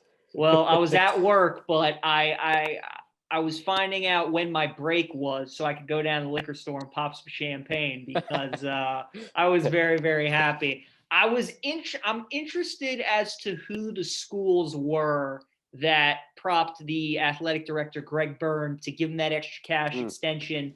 Obviously, talking to you, our good friend Ryan Wormley, a lot of Maryland people wanted Nate Oates. I'm sure There were a bunch of other schools that wanted him as well. He's from Wisconsin. I don't think the Badgers want him. And Greg Gard and Nate Oates are 2 completely different coaches. And look at what Gard has done for them. I mean, that's. I mean, he's literally a Bo Ryan clone, and he's the perfect student under him. So I don't think he would have gone back home to Wisconsin or anywhere. As for the Blue Bloods, I mean, Roy Williams obviously is getting up there in age. Maybe Carolina made a run at him. I don't know, but I'm glad that they re-signed him for 5 more years, and looking forward to what the Tide do in the tournament. As it sits right now, according to Joe Lenardi, they would be in Ohio State's region, which is what I want of the 4-1 seeds. I think Ohio State's really, really good. And I actually think they are going to win the game on Sunday against Michigan. I think Michigan's better than Ohio State, but I do think Ohio State will win on Sunday. But yeah, Joe, it's Michigan, Baylor, and Gonzaga are they're so good. Gonzaga beat St. Mary's. I wouldn't put Michigan still in the same yesterday. tier as I still wouldn't put Michigan in the same tier as Baylor and Gonzaga though. It's those two and then the next. I think it's Gonzaga, Baylor, but Michigan's not going to. I think Michigan's in their own tier almost. It's like Gonzaga, Baylor, Michigan, but Michigan's knocking on the door. I mean, Michigan could beat those two teams. And I do just want to point out that for all the crap you've given the Big Ten this year, 3, 4, and 5. Michigan, Ohio State. But I'm still not sold. Like Wisconsin. What's it going to take? What is it going to take for you? So here's my thing. Like, what would you like? What's going to make you think that the Big Ten is a good, like if they don't have any teams in the Final Four, will you still say that they were like a great conference? That doesn't matter to me because we know more than anything else, March Madness is so random, and at any single day, a 15 could beat a 2, a 16 once beat a 1. You get so many upsets, so many different things come into play that's why it's so hard to handicap which conference is which. Do you go by who makes it furthest in the tournament? What do you go by? I just go by teams that make the tournament. And on a consistent basis now for a couple of years in a row, the Big Ten has continually led the nation in teams in the tournament and teams in the top 25. They're the best teams in the top 10. That right there, period, should be the barometer, because once you get to March Madness, things happen. I mean, how many times do we have to see a Florida Gulf Coast beating a 2 seed, or a Loyola Chicago making the Final Four, like Wichita State, when Wichita State made those couple of runs? But like I could go on and on. March Madness is just random. And I'm not going to say that, Conference A is better than Conference B because Conference A only had 2 teams in the tournament and both made the Final Four, but Conference B had 12 teams in the tournament and none made the Final Four. Conference B is a better conference, period. So that's my thing with the Big Ten, which I've tried, which I guess my point that I'm trying to make with it is that when I see Gonzaga and Baylor on the bracket, okay, and whoever their 8-9 matchup is, I'm picking Gonzaga, Baylor, right? Michigan, same thing. If I were to see Ohio State or Iowa or Illinois in an 8-9 game or a 7-10, depending on who those teams would be, I would not be afraid to pick that upset. And that's my thing with those teams is I think they're good, but I also I think they're overrated. I mean, Iowa, their offense is great, but the defense worries me. Iowa, you're picking the team that's 11th ranked and has the elite offense. What about those 3 teams, Michigan, Ohio State, and Illinois? Michigan, I love those teams aside. I just said Michigan could beat Gonzaga and Baylor. I mean, they're a top tier team. Look, Ohio State's really good. You keep waiting for them to have a letdown game, and they just never do. But part of me just thinks that Ohio State's kind of like all those Virginia ACC teams. Like, they beat everybody in the Big Ten. They keep getting great win after great win, and then they'll just get to the tournament, and I feel like they'll flop on their face. And I could be wrong, but that's my feeling on them. Here's the thing.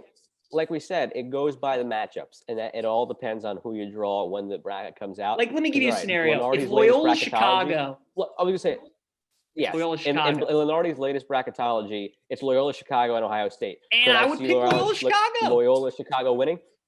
I wouldn't pick them, but I could see them winning. But on the flip side of that, you then look to the middle and bottom of the Big Ten. There are those teams in the middle and bottom of the Big Ten that are going to upset the top teams. You look at, sorry to your Alabama, I wouldn't want to play a 7-seed at Rutgers if they're fully healthy. They'd beat Rutgers. That could totally that absolutely could be an upset. And then you look further beyond that. Again, there are teams in the middle of the conference in the Big Ten that can. Wisconsin's a 5 seed. Do you not think a 5-seeded Wisconsin? Joe, I don't know. The more I watch Wisconsin, the things I've learned in college basketball that I try to take when I'm filling out my bracket and stuff is this idea of what the team is in your head and then what they actually are on the court. And we love Wisconsin because how they play in the tournament pretty much every year. the experience that they 9 have. seniors. But each time I watch them, I like them less and less. And I really, they lost 2 years ago in the 5-12 game to Oregon. And Wisconsin in this day and age in basketball, I just don't think they don't have the offensive weapons that they did with those Kaminsky and Decker teams. And I don't know if they can make a deep run. Minnesota, forget about them. They stink. Indiana, forget about them. They stink. Rutgers is the interesting team because they play good defense. They've had injuries throughout the year. Exactly. Right. But look, it's my personal opinion. The Big Ten outside of Michigan is the one team I am sold on. They are great. Ohio State's really good. Illinois is really good. Iowa's really good. But if I see a favorable upset matchup, I am not hesitating to pull the trigger on any of those teams. And now the Rutgers Bama example is maybe a bad example because A, you're a Bama guy, and B, I think Bama should be on the 1 line instead of the 2 line when it comes down to it. But look at the possible 2 seeds, all right? Well, Iowa, okay, take even Iowa, for example.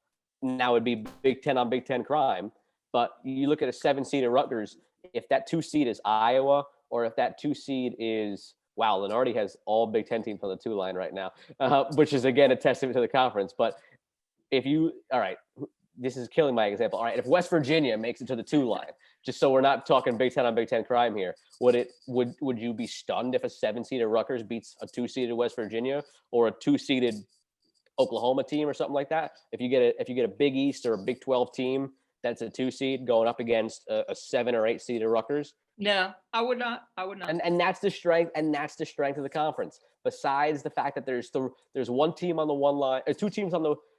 Yes, I'm looking at it right now. There's 2 teams on the 1 line, Michigan and Ohio State. There's 2 teams on the 2 line, Illinois and Iowa. And then there's the rest of them too that you just don't want to play them depending on who it is and when it is. That's the strength of the conference. I'm just telling you, as an Alabama fan, there's not a single Big Ten team I fear other than Michigan. Give me Illinois. Because Alabama is probably a little bit underranked here at 8. I agree with you there. It's not even that. The way these Big Ten teams are built, the way they're built, like Ohio State can score, Michigan can score, Iowa can score, but they can't play defense. Illinois, they have 2 great players, but at times they can go through scoring droughts, and that's you have to be able to score in the NCAA tournament. Tell you what, though, you just have to. As I'm starting to formulate my bracket in my mind as the weeks go by, more and more I'm thinking about dragging Illinois to the Final Four when I make my bracket. They've got what it takes. Yeah. I'm not as high on Illinois as everybody is, and I could be way wrong. I love Brad Underwood. DeSumo's great, but I'm him. He's a great coach. This Illinois team, and the reason why I think, even though as a Big Ten rival, I'm falling in love with them, Maryland from last year is going to live vicariously through this Illinois team. There are so many similarities. DeSumo's your Cowan, Coburn is your Sticks. Now they have a much better coach in Underwood versus Turgeon. Right. And they just got those role players that slot in just the same way that Maryland's role players slotted in last year. I think that's why I love this team and could see them going far, is because I see them as last year's Maryland. And the reason that you don't see them that way is because you thought last year's Maryland would have lost in the second round. You know what? That might be it. I think we've discovered what it is. Illinois. Yeah, so. Look, they're a good team. I don't know, Joe. Look, I mean, like you said, March Madness, everybody gives their opinion, but it's such a crapshoot, and that's why we love it. So Illinois could win the whole damn thing, for all I know. Of course. But now this week's big game, I've seen. Go ahead. No, I'm just gonna say, from what I've seen, I'm still not sold on some of the Big Ten teams outside of Michigan. But that's my only thing. But Michigan and Ohio State have a big time game on Sunday. I was just gonna say, last weekend, the games that we previewed as like the big games of the weekend, they lived up to it. Drake and Loyola Chicago split their weekend series. That West Virginia-Oklahoma game we pointed out went to 2 overtimes, and it was a tremendous game. I pointed out Creighton against Villanova, and Creighton went ahead and pulled that upset. So we were on the money last week with the games that we picked as the main games to watch. This weekend, what are the couple that you're pointing out? All right. Well, I mean, the thing I wanted to ask you real quick is, even if the loser of Michigan and Ohio State won't drop from the 1 line, will they? I mean, I don't think they will. No, I mean, that's just a pad your resume kind of game. If there was a 20-point massacre, maybe you fall a couple spots, but look at what's behind it. Virginia has struggled. Houston just lost to Wichita State, and you got Illinois. So hypothetically, all right, we both think Ohio State's going to win this game. Hypothetically, yes. Ohio State beats Michigan by 20. Could you see putting Illinois ahead of them? Already right there, no. So you're putting them you're flip-flopping them. That's all you're doing. Ohio State's 3, Michigan's 4. Yeah, that's probably what it would be. You're not putting Illinois ahead of Michigan. Houston lost, so they're dropping down. Virginia's been struggling. You're not putting them up. Bama, for whatever reason, voters are not loving Bama, and I think the thing about Bama, they don't have the great wins that some of those. Their best win is they don't have the great wins. Tennessee. They have a lot of quad one wins, struggles too, but not and they have some bad losses too. Yeah. So right there, I mean, that answers your question. Even if Ohio State wins by 20, none of those teams that are knocking on the door behind that top 4 would you slot ahead of Michigan. So there's your answer. Now, right. On the flip side, to look at it the other way, if Michigan wins by 20-something, then you could start to see a fall for Ohio State. Because now a 5-loss Ohio State team, you're putting Illinois above them. You're not putting Houston above them. Again, Houston's dropping because they lost to Wichita State. Mm-hmm. You're probably putting Virginia above them. You're probably putting Bama above them. If Oklahoma goes ahead, they have a big game. No, they have Iowa State. That's nothing. Maybe right there is where you settle. That's probably the floor. If Ohio State loses by like 20, maybe they settle in at like 8 or 9. But again, It's not going to be a massive number because, again, beyond that, there's not many teams who are going to vault up the rankings this week. So we're starting to get to the point of the year where unless a team loses multiple times, you're not going to see huge shakeups near the top. So Michigan, the worst they can do entering next week is probably 4. If Ohio State loses, the worst they could do is probably like 8. Right. As to get back to your question, the games I'm looking forward to, Big East game at 1:00, UConn Villanova, huge game for UConn if they want to make the tournament as an at-large. They got James Bouknight back, and he's probably going to be a lottery pick. He comes back in his first game against Providence, a team they lost to by 10 a couple days back, and then they beat them by 20 when he comes back. So that should be a good game.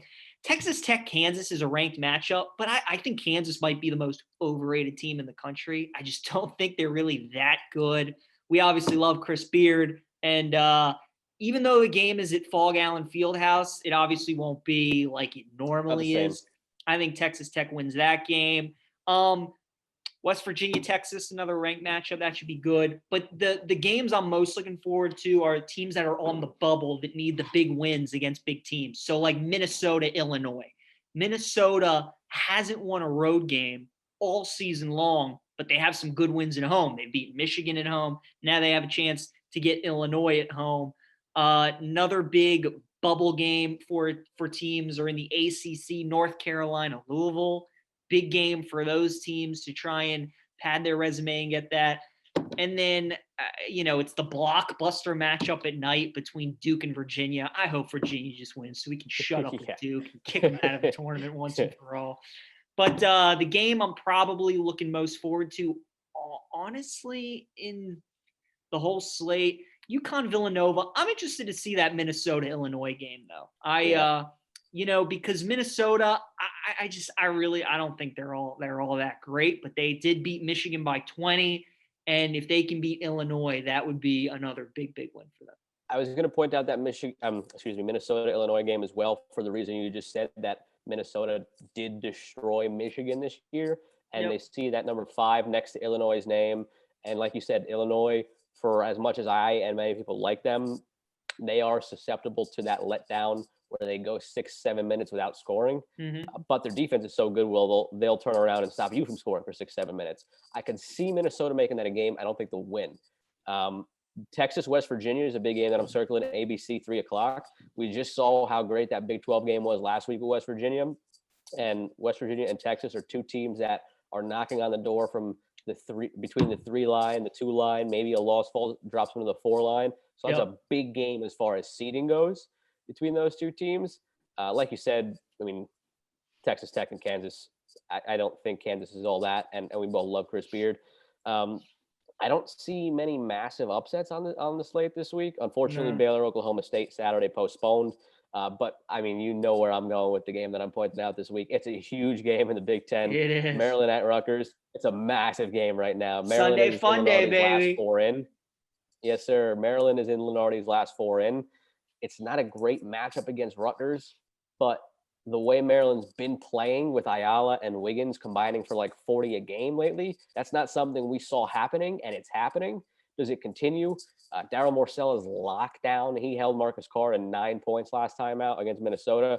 So they're slowly putting things together, and it's just a matter of knocking off a team like Rutgers to solidify yourself. Do you think they do it, Joe? Sounds like you think they don't. might. I think they've got a chance, but I think they won't, just because, again, it comes down to Peichel and Turgeon. Who am I trusting in the last 8 minutes of that game to tweak things in his team's favor? And I'm trusting Peichel. I'm not trusting Turgeon in that case. He's shown to be better at times this year, Turgeon, for all the faults we've seen with him in the past. But chips down, I'm trusting Peichel in that situation. So I lean Rutgers, but it's a massive game. Again, if Maryland could win that game, some of the questions as far as being first four in, last four out, whatever, they go away. They start to go away for Maryland. As long as because they win Rutgers their huge home win. games. Yeah. Absolutely. Because you look beyond Rutgers. First of all, they took care of business, Maryland, with that back-to-back against Nebraska. You lose to Nebraska, forget your tournament chances. So they got Rutgers. Then they're home against Michigan State. That looks like a W to me. They're at Northwestern. That could be a trap game, but I like the chances. And then they're home against Penn State. For as bad as they've been on the road against Penn State, having not won there since 2015, they've been equally as good at home against Penn State. So if you beat Rutgers, I don't think they lose the rest of the regular season.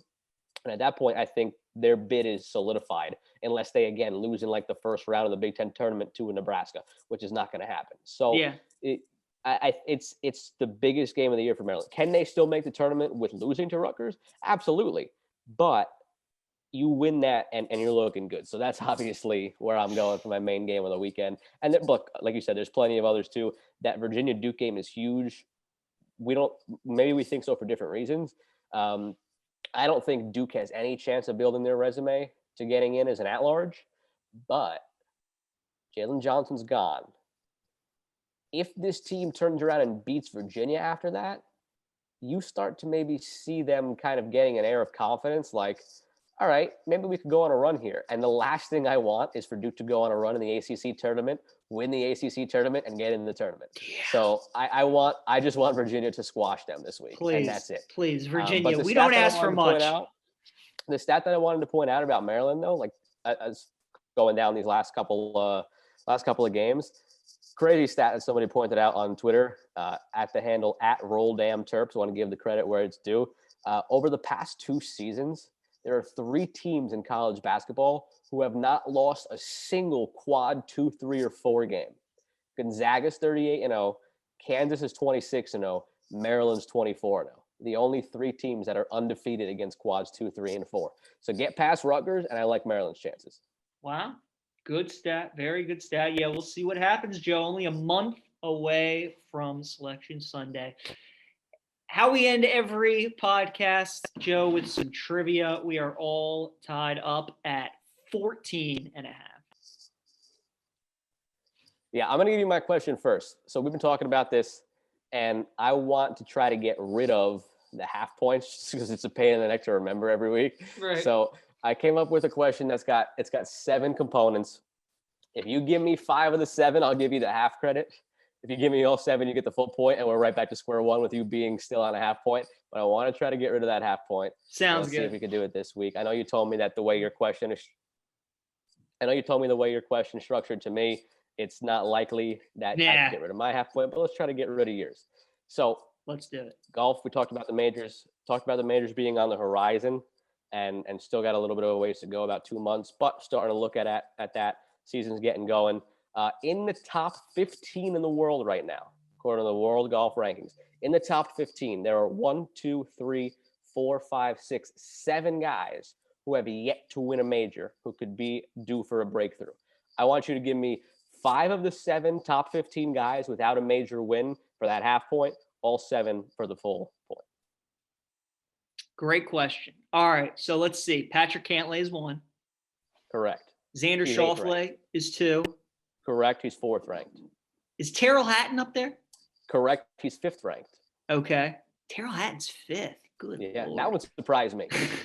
All right, let's see. DJ's 1, Justin Thomas is 1, Rory's 1, Morikawa's 1. Koepka's 1, DeChambeau's 1. 20 seconds into it. No strikes. Adam Scott's 1. Daniel Berger? Daniel Berger, number 13. That's 4. All right. Let's So I'll tell you, you've gotten the middle 4 guys. The 3 you have remaining. Oh, Rahm. the John highest. Rahm. John Rahm. Okay, so there's your half point. Now, if you can get the last 2, you get the full point.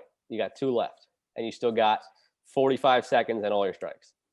Okay. Man, Rahm. This is gonna freaking kill me. Again, you said Rahm, Schauffele, Hatton, and Cantlay and Berger. Right.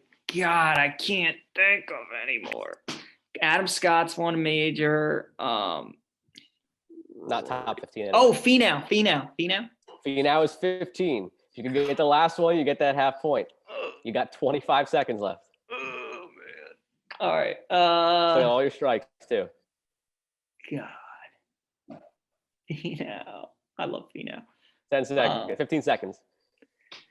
No, I don't think I'm going to get it. It's going to kill me.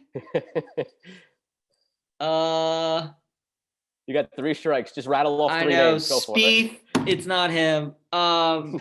All right, time's up. Yeah, I don't got it. All right, Victor Hovland. Is the last Hovland! one. I was thinking him too, but I didn't know if he was that high. God. All right, so like I said, we're trying to get rid of the half point. I succeeded in that. You're up to 15. I'm at 14 and a half.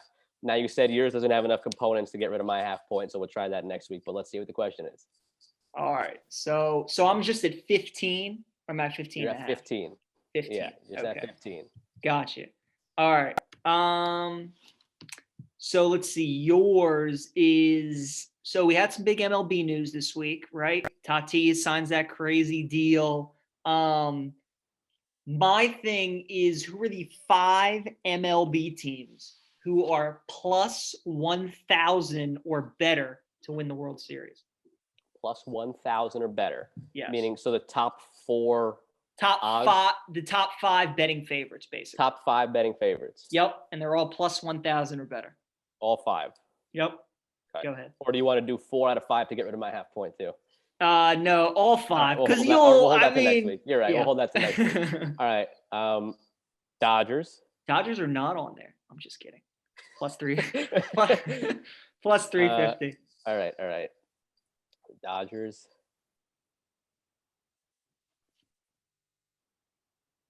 All right.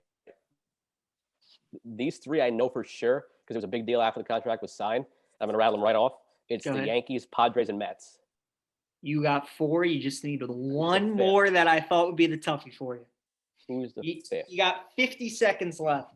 All right. Based on the big moves we've seen lately, are the Cardinals there when we're getting our Cardinals are not there. Okay. I believe they were plus 12. Gotcha. So close. So I got all right. Plus 1,200. The Rays definitely fell off, and there's nobody else in that AL East.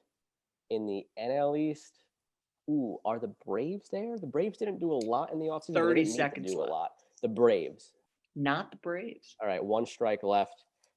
In the Central, the Twins maybe? There's nobody in the NL Central if it's not the Cardinals. In the AL Central, maybe the Twins. They're usually a 100-win team. AL West? 10 seconds. Anybody there?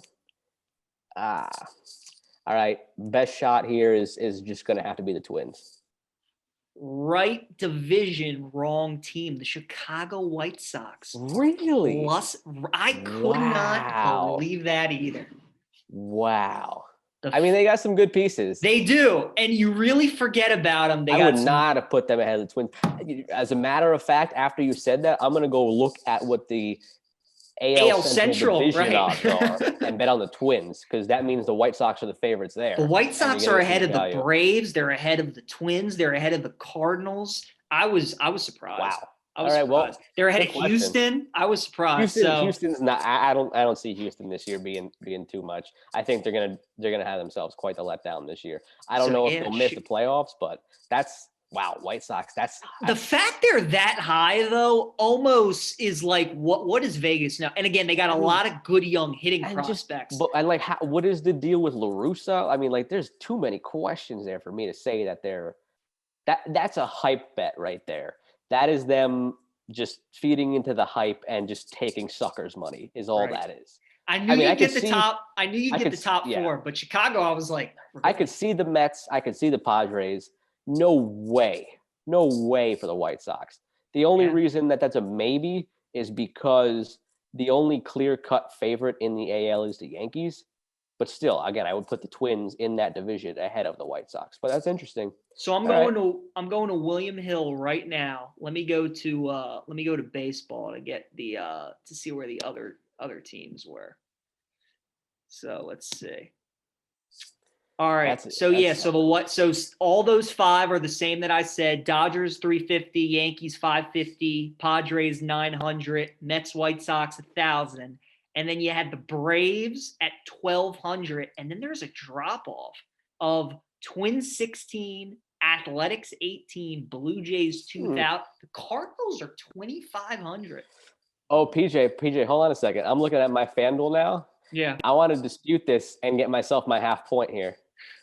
At FanDuel, 1, 2, 3, 4, 5. There are 6 teams at plus 1,000 or better, and the Braves are one of them. We could just settle it right here. We could get rid of the half point for both of us.